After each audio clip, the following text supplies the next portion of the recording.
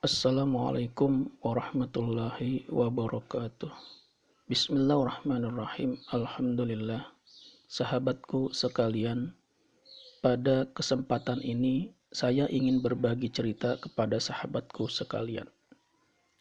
2 hari yang lalu, tepatnya di malam Jumat, sekitar pukul 1.30 malam. Pada malam itu, saya dan istri tidur terpisah.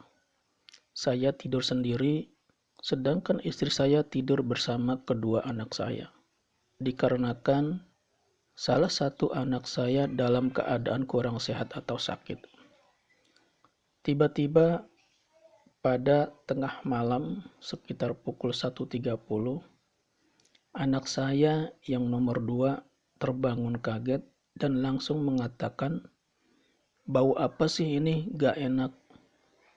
Tersontak, istri dan anak saya yang pertama pun terbangun dan menanyakan, "Bau apa sih, Dek?"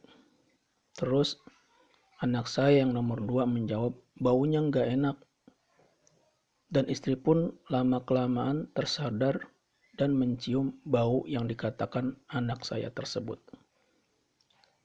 Mendengar teriakan dan ribut-ribut suara istri dan anak saya, kemudian saya pun terbangun dan kemudian menghampiri kamar tidur anak saya dan menanyakan ada apa.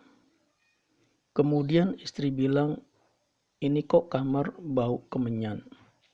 Dan saya pun mencoba tenang dan kemudian lama-kelamaan ikut juga mencium bau kemenyan tersebut. Kemudian saya pun coba mencari sumber bau kemenyan tersebut.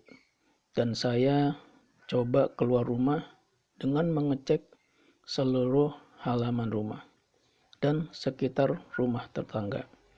Namun tidak menemukan sumber bau tersebut. Padahal di sebelah rumah ada tukang sate yang buka 24 jam.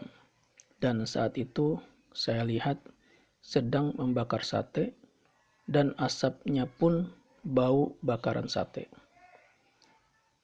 Setelah mengecek sekeliling rumah dan tidak ada sumber bau tersebut, saya pun masuk kembali ke dalam rumah dan ternyata kamar yang ditiduri anak saya masih bau kemenyan. Dan baunya pun tidak kemana-mana, hanya di kamar itu saja.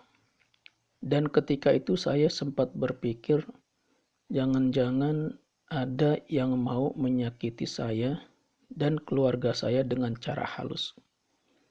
Tapi saya buang pikiran tersebut dan langsung menyuruh anak saya pindah agar tidur di kamar saya.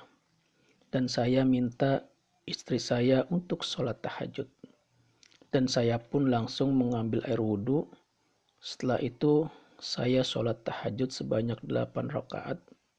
Dan pada setiap bacaan saya baca Al-Surah Al-Fatihah dan ayat kursi. Ketika saya melaksanakan sholat tahajud, bau kemenyan masih ada atau masih tercium. Setelah sholat tahajud selesai, saya beristighfar dan berdoa. Dan kemudian dilanjutkan sholat witir. Pada saat sholat witir pun, bau kemenyan tersebut masih tercium. Kemudian setelah sholat witir, saya berzikir dan berdoa. Setelah sholat tahajud dan sholat witir selesai, bau kemenyan masih tercium. Saya pun berdiri dan mengumandangkan azan. Setelah azan selesai, saya pun mengambil Al-Quran dan membaca surah Al-Baqarah dari awal hingga akhir. Dan Alhamdulillah, sejak mulai membaca Al-Quran surat Al-Baqarah dari awal hingga akhir surah Al-Baqarah, lama-kelamaan bau kemenyan pun hilang dan udara di kamar yang tadinya senyap kembali sejuk dan terasa ada udara yang masuk dari ventilasi jendela. Sahabatku sekalian, dari peristiwa ini kita ambil pelajaran bahwa yang gaib itu memang ada. Adapun jika ada orang-orang yang akan menyakiti kita dengan cara yang gaib, maka hanya kepada Allah sajalah kita memohon perlindungan. Dari Abu Hurairah, Rasulullah Sallallahu Alaihi Wasallam, janganlah rumahmu kau jadikan seperti kubur, tidak pernah dibuat membaca Al-Quran. Sesungguhnya setan menjadi kabur dari rumah yang dibacakan surah Al-Baqarah.